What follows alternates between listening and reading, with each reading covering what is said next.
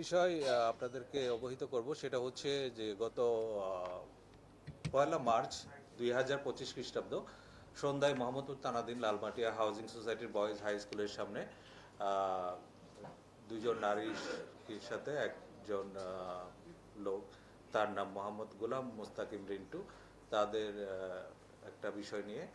তো ওই দিন সন্ধ্যার সময় আমরা যেটা জানতে পেরেছি, দুজন ভদ্রমহিলা তারা রাস্তায় দাঁড়িয়ে চা খাচ্ছিলেন। একটা পর্যায়ে ধূমপান ইস্যুকে কেন্দ্র করে এই গোলাম মুস্তাফা রিন্টু যিনি, তার সাথে বাকবিতণ্ডা হয় এবং এক পর্যায়ে এই গোলাম মুস্তাফা রিন্টু মহিলাদেরকে কিছুটা অবদস্থ করে এবং এই প্রেক্ষিতে ওই দিন যে যার যার মতো অবস্থায় চলে যায়।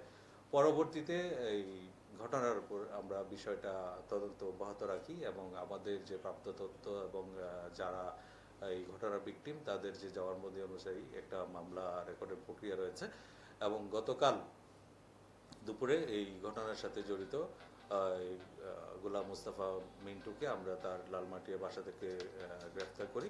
যেহেতু মামলাটি বর্তমানে প্রক্রিয়াধীন রয়েছে, তাকে ইতিমধ্যে 54 ধারায় বিজ্ঞ আদালতে প্রেরণ করা হয়েছে এবং মামলা যদি রুজু হয়, মামলা রুজু হওয়ার পরে তাকে মামলা নিয়মিত আসামি হিসেবে গ্রেফতার দেখানো হবে।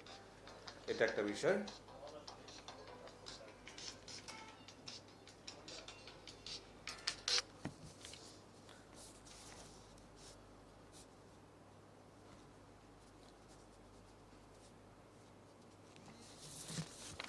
আর আরেকটা বিষয় আপনারা দেখেছেন সম্প্রতি সামাজিক যোগাযোগ মাধ্যমে একটা ভিডিও ভাইরাল হয়েছে ব্যাপকভাবে।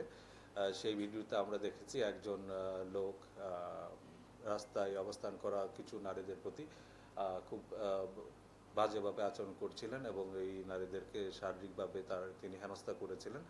এবং শুধু তাই না, এই হেনস্থার পাশাপাশি এই ঘটনাটা ভিডিও করে সামাজিক যোগাযোগ মাধ্যমে ছড়িয়ে দিয়েছিলেন, যার মাধ্যমে আমাদের এই বিষয়টা দৃষ্টিগোচর হওয়ার পর থেকে ঢাকা মেট্রোপলিটন পুলিশ বিষয়টা নজরদারির মধ্যে রেখেছিল এবং সেই প্রেক্ষিতে এই ঘটনার সাথে যিনি জড়িত মোহাম্মদ রাসেল হোসেনকে গতকাল DB cyber crime unit Motijheel এলাকা থেকে গ্রেফতার করে এবং এই ঘটনায় তার বিরুদ্ধে আইনগত ব্যবস্থা প্রক্রিয়াধীন রয়েছে।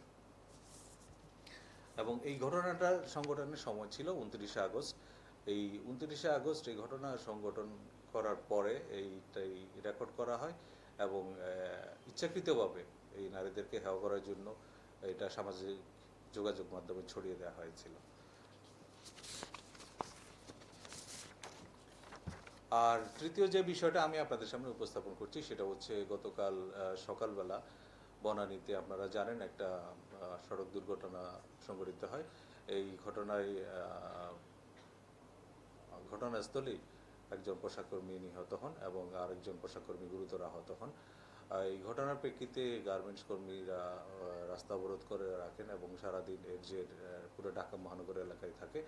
তার প্রেক্ষিতে আমরা যে দায়ী এই ড্রাইভার তাকে ধরার জন্য আমাদের নজরদারি অব্যাহত রাখি এবং এর সূত্র ধরে গত রাত 11 মার্চ মধ্যরাতে তাকে ঢাকার কেরানীগঞ্জ থেকে গ্রেপ্তার করা হয় এবং সে তার যে ঘটনায় জড়িত থাকার কথা ইতিমধ্যে প্রাথমিকভাবে আমাদের কাছে স্বীকার করেছে এবং ঘটনায় এখনো মামলা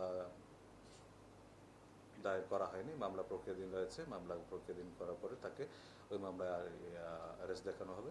ইতিপূর্বে যে ঘটনাগুলো ঘটেছিল, ওই যে গার্মেন্টসের ওখানে যারা রাস্তা অবরোধ করে রেখেছিল কর্মীরা, তাদের যে কয়েকটা দাবি ছিল, তাদের অন্যতম প্রধান দাবি ছিল যে ঘটনায় জড়িত ট্রাক ড্রাইভারকে আটক করা এবং আমরা সেটা সফলতার সাথে সক্ষম হয়েছি। এবং এই ক্ষেত্রে আমাদের যে ডিবি তারা যথেষ্ট মুন্সিয়ানার পরিচয় দিয়েছে এবং তাদের এই কঠোর পরিশ্রমের মাধ্যমেই আমরা এই যে দায়ী ব্যক্তিটাকে আইনের আওতায় নিয়ে আসতে সক্ষম হয়েছি। ধন্যবাদ। এই বিষয়টি ছিল আবার আজকে আপনাদের সামনে ব্রিফিং সংক্রান্তে। আপনাদের যদি কোনো প্রশ্ন থাকে প্লিজ।